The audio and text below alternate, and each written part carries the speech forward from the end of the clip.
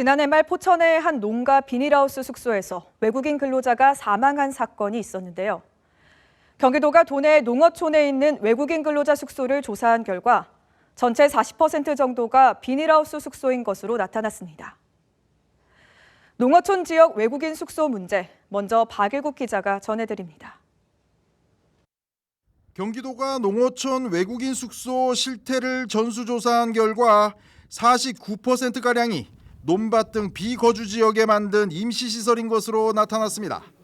유형별로는 비닐하우스를 이용한 경우가 38%로 가장 많고 4곳 중 1곳은 숙소 밖에 화장실을 두고 있었습니다.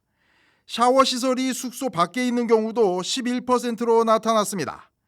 전기검사를 받지 않은 경우도 24%에 달해 안전사고에도 취약한 것으로 드러났습니다. 외국인 고용법은 5인 이하의 작은 사업장도 기숙사를 제공할 경우 근로기준법을 지키도록 하고 있고 기숙사의 침실 넓이는 물론 화장실과 샤워실 등 시설 기준을 꼼꼼히 규정하고 있습니다. 인권단체들은 농가에서 외국인 근로자를 고용할 때 숙소비를 공제하고 있고 기본적인 인권 차원에서 농촌 기숙사 문제는 반드시 개선돼야 한다는 입장입니다.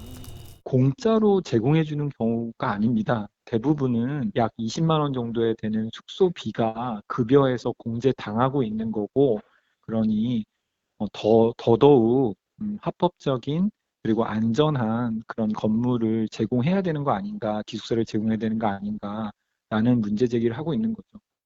한편 경기도는 불법 사실이 드러날 경우 안전조치와 함께 임시 주거시설을 만들고 해당 지역에 통역사와 전문 상담사를 지원할 방침입니다. 경기도 관계자는 부두를 중심으로 작업하는 어촌에 비해 농촌 지역이 더 취약한 것으로 나타났다며 농가에 기숙사를 마련하는 방안을 검토할 방침이라고 설명했습니다. 경기도는 근본 대책으로 농어촌 외국인 숙소 모델을 만들어 보급하는 방안을 내놓았습니다. 하지만 재배 작물에 따라 근무 여건이 다르고 건축 규제 등 해결해야 할 문제도 많아서 실제 적용에는 어려움이 클 것이라는 전망이 나오고 있습니다. BTV 뉴스 박일국입니다.